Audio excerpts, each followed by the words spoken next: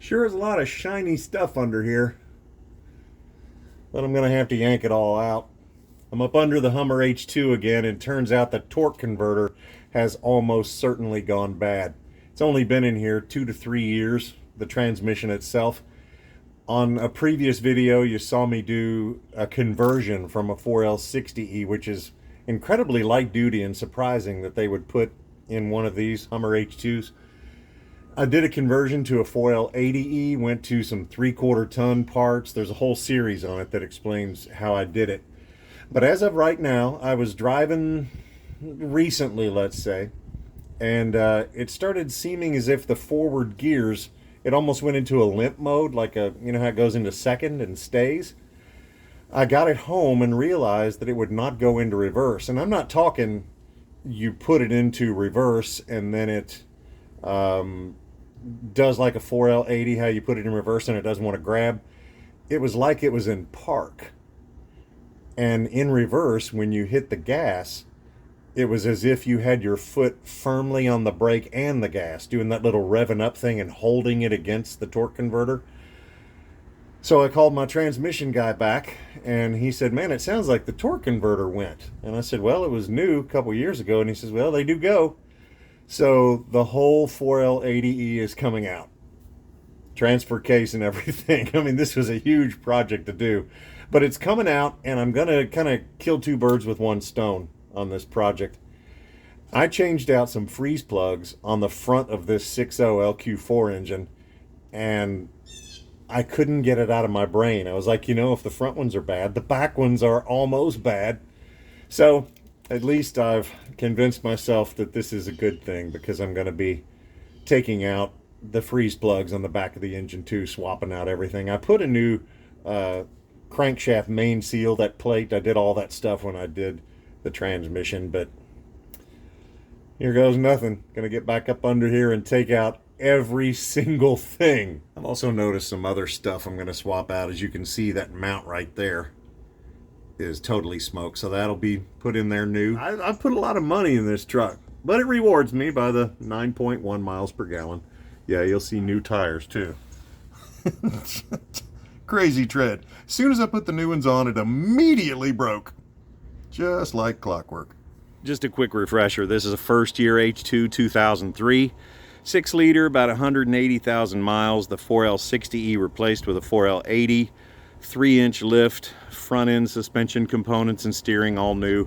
All new tires. Those are 22-inch rims. And that's about all we've done. We did, however, buy this external spare tire assembly there, and I have a video that shows you how to install that as well. And first step every time is getting rid of the fluid, and I'll tell you what, on a 4L80E, that's a lot of fluid, especially when you consider that I have 2 external oil coolers in addition to the stock one in the radiator. So this one's going to let out a lot of fluid. If you have one of these drain pans, I have the typical one that it's circular and has the little pour spout on the side. You're going to fill up at least one of those, probably 2. So what I do is I keep this bolt close, and I know that somewhere in this process I'm going to have to screw it back up in there temporarily while I go get this thing emptied at the parts store. I actually was able to use one of these little pumps that you normally use to put fluid in, like a rear end or a transmission that's sealed, and I put it in the top of the oil drain pan and siphoned a whole bunch of it as it was draining into this gallon container. So I think it's going to fit just fine. Pro tip, didn't even mean to. Okay, here's the quick overview. What we're going to do is take out the 6 bolts that hold the torque converter to the flex plate. We're going to take out, well, you can't really necessarily see them here. We're going to take out all the bolts in the bell housing on each side, and can't remember if there was one on top or not, but if there is, we'll grab that too. As you see, my exhaust is already loose, and already have the cross member out. Okay, the first thing we're doing is, see that thing with the 2 bolts in it? That's what the cross member bolted to. That is the adapter between the transfer case and the transmission. So we're going to get up in here. See the bolts there? Or the nuts on the bolts? Those are coming out first. And the beautiful thing about a Hummer is, see all this room up here? I mean, there is so much room. It's crazy. But we're going to take that out first. Obviously, the little stuff like a couple of bolts holding that shifter linkage on there and that little plug and all that stuff. But let's get that going first. One of the first things you're going to notice getting up under here is that almost everything is 15 millimeters. So I would make sure to not just have just ratchet and stuff like that in 15, but I'd make sure to have one of these like this style right here, a gear wrench style, because it makes it so nice to get on there, and if you don't have many degrees of rotation, to get everything off there quickly. One thing I will tell you though is, see that little drip going off there now, starting to ooze? This transfer case has fluid in it too, and the one on the top there is where you fill it, and the one on the bottom is obviously where you drain it. Where it says drain. I've forgotten all about it. It's been a little while since I've been under here. I built the thing like probably 3 years ago. Anyway, let's drain that out so it's not spilling all over us. You guys who saw me put this together may remember that this is actually a 3/4 ton 4x4 input shaft. A little bit larger. You can change out an entire transfer case if you want, but you run into problems because the four-wheel drives are not generally all-wheel drive all the time.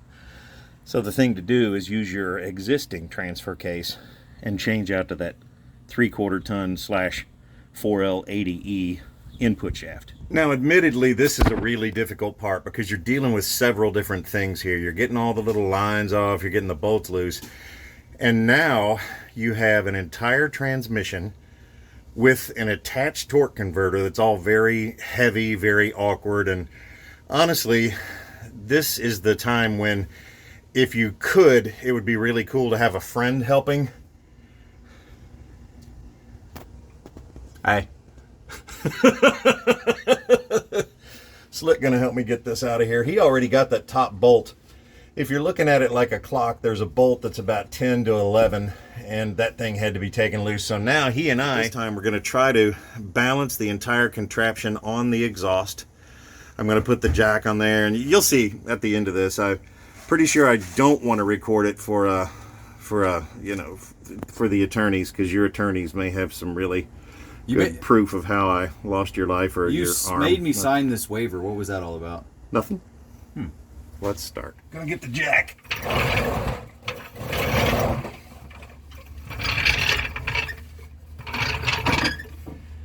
And You want me to jack from my side?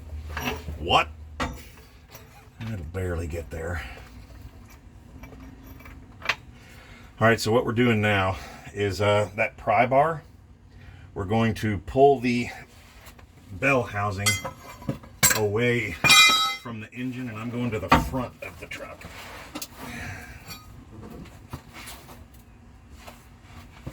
All right. Now remember, basically, if anything jiggles quickly, just pull everything back of your appendages. This has been a training scenario. If anything blows up, just run like hell. Yeah. There's still a bolt connected. Is it that top one?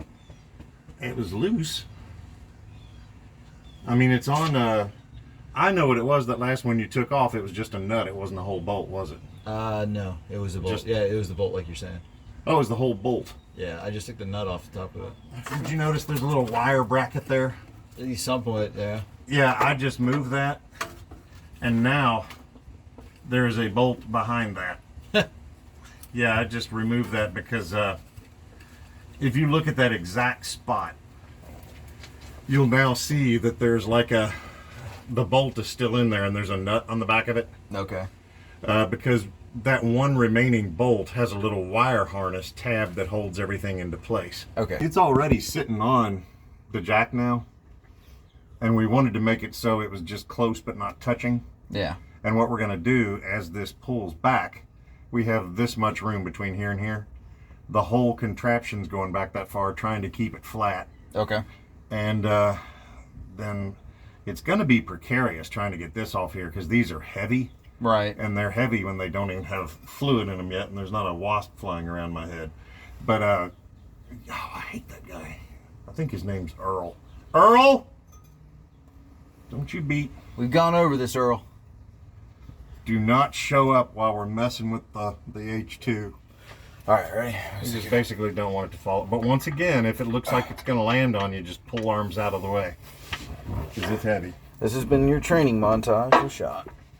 Yeah, perfect. Absolutely perfect. All right, so now. Absolutely perfect. Yeah, Now that. Quick reactions. Way up out of the way. Yeah, that's absolutely perfect. It's now off there. Anywhere. If we leave this here, and you pull out on this side and I pull out on this side and we just let it sit down on it like a little pizza. See what I'm saying? So you get here and I'll get here. Do you feel like we're a success? Mostly. Oh, there's that big old beast. Have you seen Lake burnt transmission fluid? Driveway smells lovely, looks lovely. But it's sitting on the ground.